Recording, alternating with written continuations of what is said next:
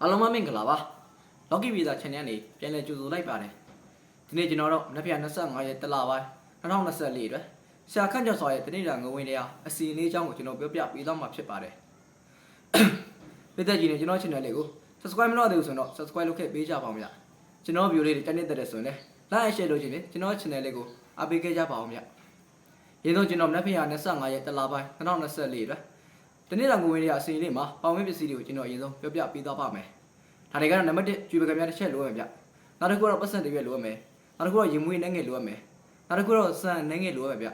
ျနောက်တစ်ခုကတော့ကျွန်တော်တို့ပန်းပွင့်တပွင့်လိုရမယ်ဗျဒီနေ့မှာပန်းပွင့်ရမယ်ဆိုတော့အဖြူအောင်တပွင့်လိုရမယ်ဗျပန်းပွင့်အဖြူအောင်တပွင့်လိုရမယ်နောက်ဆိုရင်မဲဆိုလို့ရတရားလေးကစလုပ်လို့ရဗျမဲဆိုလို့ဒီပစ္စည်းလေးတွေရှိပြီဆိုရင်ရတရားလေးကျွန်တော်တို့စလုပ်လို့ရပါပြီဗျမဲဆိုလို့လောရတာအခက်အခဲရှိတယ်ဆိုရင်ကျွန်တော် view လေးကြီးနေကျွန်တော်နဲ့တူတူလိုက်ပြီးတော့လုပ်လို့ရရနော်အဲ့ဒါမျိုးဆိုလို့ရလောက်ရတာလောရင်းနဲ့မေးသွားမှလုံးပုံလုံးလေးမေးသွားတာဖြစ်ဖြစ်ပညာဖြစ်ဆိုရင်ကျွန်တော် view လေးကြည့်နေကျွန်တော်နဲ့တူတူရလိုက်လို့ရပါတယ်ဗျကျွန်တော်ပေါင်မဲ့ပစ္စည်းတွေနောက်ခေါက်ထပ်ပြောပြမယ်ဗျပေါင်မဲ့ပစ္စည်းကတော့ကျွန်တော်အရင်ဆုံးကြွေကများတစ်ချက်လိုရမယ်နောက်တစ်ခုကတော့ပတ်စံတစ်ရွက်လိုရမယ်နောက်တစ်ခုကရင်မွေးနှဲငယ်လိုရမယ်ပြီးတော့ကျွန်တော်စံအနှဲငယ်လိုရမယ်နောက်တစ်ခုကတော့ကျွန်တော်ပန်းမွင့်အဖြူအောင်တစ်ပွင့်လိုရမယ်ဗျ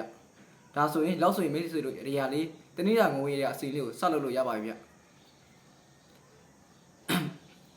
ကျွန်တော်ဒီပေါင်မဲ့ပစ္စည်းလေးတွေအရင်ကျွန်တော်ကြိုပြောပြတာလေဆိုတာကျွန်တော်နဲ့တူလိုက်လို့ရင်လုပ်လို့ရအောင်ကျွန်တော်အရင်ဆုံးပြောပြပေးတာဗျဒီမိတ်ဆွေတို့ရှာထားလို့ရပြီကျွန်တော်နဲ့တူရေရလုပ်လို့ရအောင်ပစ္စည်းလေးတွေရှာထားလို့ရအောင်ကျွန်တော်အရင်ဆုံးပြောပြပေးတာဖြစ်ပါတယ်အဲ့ဒီမိတ်ဆွေတို့လည်းဒီပစ္စည်းလေးတွေရှိပြီဆိုရင်ကျွန်တော်ရေရလုပ်ပုံလုပ်နည်းလို့ကျွန်တော်အရင်ဆုံးပြောပြပေးမယ်ဗျရေရလုပ်ပုံလုပ်နည်းကကျွန်တော်တို့ပုံမှန်တိုင်းပဲဗျသိမခက်ခဲဘူးကျွေးပကံများတစ်ချက်ပေါ့ကိုကျွန်တော်တို့ပတ်စံတွေရွက်တင်မယ်တင်ပြီးသွားပြီဆိုရင်ရေမွေးနှဲငယ်ဖြန်းမယ်ရေမွေးနှဲငယ်ဖြန်းပြီးသွားပြီဆိုရင်ကျွန်တော်တို့စံတဆုပ်ကိုအဲ့ရေမွေးဖြတ်ထားတဲ့ပတ်စံမဟုတ်စံတဆုပ်ဗျာဖြင်းချင်းစွာဖြူပေးရဗျာအဲ့စံတဆုပ်ကိုဘယ်ဘက်လက်နဲ့ဖြူရမယ်ဆိုတော့ဒီနေရာမှာလည်းအရေးကြီးရဒီနေရာမှာဘယ်ဘက်လက်နဲ့စံတဆုပ်ကိုအဲ့ခုနရေမွေးဖြတ်ထားတဲ့ပတ်စံမဟုတ်ကျွန်တော်တို့ဖြင်းချင်းစွာပဲပုံမှန်တဖြည်းဖြည်းချင်းနဲ့ဖြတ်ဟိုကျဲပေးရမှာဗျာဖြူပေးရမှာဖြစ်ပါတယ်ဖြူပြီးသွားပြီဆိုရင်ကျွန်တော်တို့ခုနကျွန်တော်ပြောတဲ့ပန်းမွေးအဖြူအောင်တော့ဖြူအောင်ပန်းမွေးတဲ့ကိုကျွန်တော်ခုနစံကျဲထားတဲ့ဟာစံကျဲထားတဲ့ပုံဖြူအောင်ပန်းမွေးတဲ့တင်မယ်တင်ပြီးသွားပြီဆိုရင်လက်ဖျားအတွက်ငွေမာတွေကြောင့်ကျွန်တော်ဆူတောင်းပေးရမှာဖြစ်ပါတယ်ဗျဒါဆိုတော့ရရလေးရိုးရှင်းတယ်နော်ရရဒီလိုလောက်ပုံလုံးနေရတော့ပုံမှန်ကျွန်တော်လုံးနေကြတိုင်းပဲဗျပေါင်ဝင်ပစ္စည်းလေးလွဲကွေးသွားပဲရှိမှာလောက်ပုံလုံးနေရရိုးရှင်းတယ်ဗျပြီးတော့ရရလောက်ရလဲသိမခက်ခဲဘူးဗျကျွန်တော်ပြောနေရဆိုဒီကျွန်တော်ပြောတဲ့ရရဆိုပုံမှန်တိုင်းကျွေးကများတို့ရင်မွေးတို့ပတ်စံတို့အများနဲ့ပါနေကြတယ်ဗျပါနေကြဆိုတော့သိပြီးခက်ခက်စင်ရှာကြတော့လူမဲထင်တော့ဗျဒါလို့ကျွန်တော်တို့အဲ့လိုခုနလိုလုပ်ပြီးသွားပြီဆိုရင်ကျွန်တော်တို့ငွေမာတေချောင်းဆူတောင်းပေးရမှာဖြစ်ပါတယ်ဆူတောင်းပေးပြီးသွားပြီဆိုရင်ပြန်စွန့်မုံစွန့်နေရတော့ကျွန်တော်အခါတိုင်းလိုပဲညနေခင်းမှာပြန်စွန့်ပေးရမှာဖြစ်ပါတယ်ဗျအဲ့ဒါမနေ့ကကျွန်တော်ပြောတဲ့ရတရားလေးမှာကျွန်တော်ဝိစီတို့ရှုပ်ပစ္စည်းလေးဗျာရှားရခတ်တာတို့ဝယ်ရတာဈေးကြီးတာတို့ရှိဦးမယ်ဒီနေ့ရတရားတော့မိတ်ဆွေတို့ဝယ်ရတာလည်းအဲ့လောက်မရှိဘူးเนาะကျွန်တော်ပုံမှန်ဆိုကျွေးပကံများဆိုလဲဗျာအိမ်မှာရှိနေရပတ်စံဆိုလဲရှိနေတာရေမွေးဆိုလဲသိပြီးထူးထူးတွေပြောကြမလို့ဗျာနောက်တစ်ခုကဆန်ဆိုလဲကျွန်တော်နေတိုင်းစားနေကြဆန်ဗျာ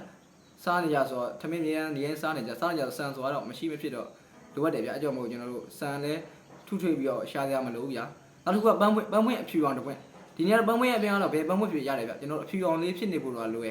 ဖြူအောင်ဖြစ်နေဆိုရင်ပန်းပွင့်ကတော့ဘယ်ပန်းပွင့်ဖြစ်အဆင်ပြေတယ်ဗျာအဲဆိုရင်ပန်းပွင့်အဖြူအောင်တစ်ပွင့်ဆိုရလေဗျာသိပြီးတော့ရှားခတ်တဲ့အထဲမှာမပါဘူး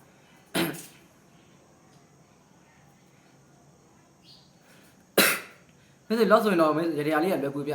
ြလောက်ဆိုလဲရလောက်ပြီးထင်တယ်ကျွန်တော်နောက်ဆုံးတစ်ခေါက်ထပ်ပြောရမယ်ဗျာဒါလောက်ပုံလုံးနည်းလေးကိုဒါလောက်ပုံလုံးနည်းရကျွန်တော်တို့ကျွေးကများတစ်ချက်ပေါ့ကိုကျွန်တော်တို့ပတ်စံတွေရွက်တင်မယ်ပတ်စံတွေရွက်တင်ပြီးသွားပြီဆိုရင်ရေမွေးအနေငယ်ဖြန်းမယ်ရေမွေးအနေငယ်ဖြန်းပြီးသွားပြီဆိုရင်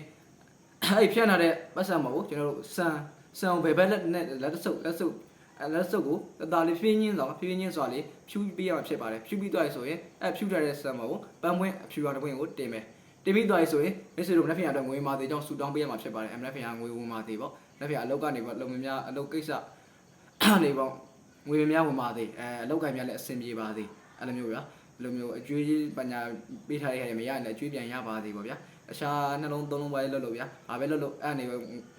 ပေါက်ပါသေးဗျာနှလုံးသုံးလုံးပေါက်ပါသေးငွေများဝင်မာသေးပေါ့အဲ့လိုမျိုးအဲ့လိုလေးဆူတောင်းပေးရမှာဖြစ်ပါတယ်မိတ်ဆွေတို့ငွေဝင်မဲ့အခက်ခဲဗျာငိုမိတ်ဆွေတို့အခက်ခဲနေမယ်လက်ဖျားအတွက်ငိုမဲ့အရာတွေကိုမိတ်ဆွေတို့ဆူတောင်းပေးရမှာဖြစ်ပါတယ် လိုလေးဆူတောင်းပေးပြီးသွားဆိုအဆင်ပြေသွားပြီဗျလိုလေးဆူတောင်းပေးပြီးသွားဆိုရင်မိတ်ဆွေရဲ့အိမ်အမြင့်တဲ့နေရာမှာထားပေးရမှာဖြစ်ပါတယ်အိမ်မှာမြင့်တဲ့နေရာမှာထားပြီးသွားပြီဆိုရင်ကျွန်တော်တို့ညနေခင်းမှာပြန်စွန့်ပေးရမှာဖြစ်ပါတယ်မိတ်ဆွေရေရလည်းရိုးရှင်းတယ်နော်ရေရလည်းလွယ်ကူတယ်ရိုးရှင်းတယ်မိတ်ဆွေတို့လုံးဖို့အခက်အခဲလည်းမရှိတော့ဘူးလို့ကျွန်တော်ယုံကြည်တယ်ဗျအဲ့တော့မနေ့ကရေရလေးကနည်းနည်းပါကျွန်တော်တို့နည်းနည်းပစ္စည်းလေးဝယ်ရအခက်အခဲရှိဦးမှာဒီနေ့ရေရဆိုရင်မိတ်ဆွေတို့ဘာမှတော့ဝယ်စရာမလိုဘူးဗျတော်တော်များတော့ဝယ်စရာမလိုမဲ့ဟာပဲရွေးထားတဲ့ဟာတွေကြီးပဲ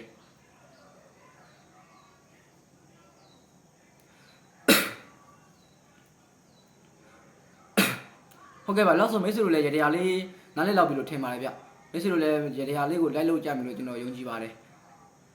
မိတ်ဆွေတို့နဲ့မနက်ဖြန်25ရက်တလပိုင်း2024မှာစိတ်ချမ်းသာကိုယ်ချမ်းသာဆိုတာနဲ့လူဝါဆန္ဒပြေဝကြပါစေဗျမနက်ဖြန်25ရက်နေ့မှာလည်းငွေမရဝင်ကြပါစေ